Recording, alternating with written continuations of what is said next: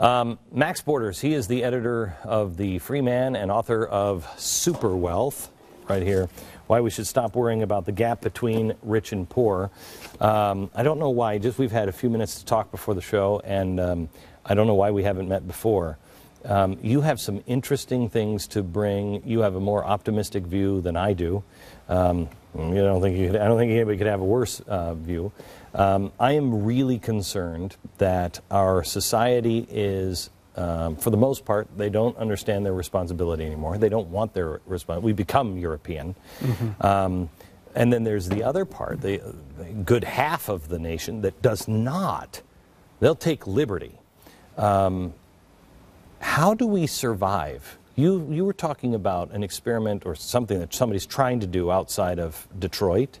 Tell me about that. Well, as far as I know, there are some developers who are trying to acquire a piece of property outside of Detroit called Belle Island. I don't know much about it, but I do know they would like to be something of a special economic zone. Of course, they'd have to get permission from the powers that be to do that, but the idea is that they would develop that and have their own local institutions to give a release valve for the garbage that's going on to Detroit. I think you could actually do that. I don't think you could do it in Detroit, but I think you could actually do that in places like Texas, where it hasn't completely lost its soul. Mm-hmm. You know, if you have politicians that were really truly trying to solve this, they would unleash the entrepreneurial spirit. Instead, they're trying to kill it.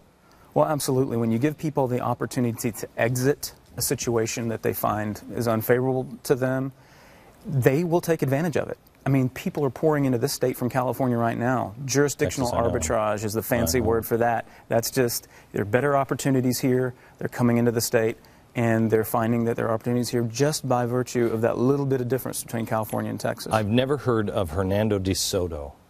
Why haven't I heard of this guy? This guy seems like he has answers. Absolutely. Hernando de Soto is a Peruvian economist who wrote a book called The Other Path, and he's written another one called Mystery of Capital. These two books were profoundly influential among people in Peru, okay, the country of Peru. Mm-hmm. And what was happening in Peru is they were having, you could say, extremists, just like the ones you've been profiling today, mm-hmm. who were rising up and attacking, even bombing downtown center. They were terrorists. They were communist terrorists. And what Hernando was able to do was to fight them essentially with ideas, because you have a set of people who are marginalized, it's clear. You have a crony capitalist structure in a small mm-hmm. country that controls the rules. They make the rules benefit them.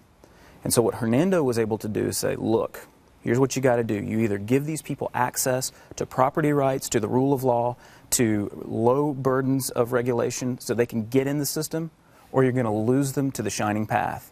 And you don't want the shining path in power here. That's the terrorist organization. That's the terrorists. But he had to make that case to the politicians. What happens if the politicians up on top are part of that? That's when you have to have an escape valve. That's when you have to have some sort of means of, exiting the situation. And there's some interesting experiments going on in exit right now. Okay. For example, currencies, Bitcoin.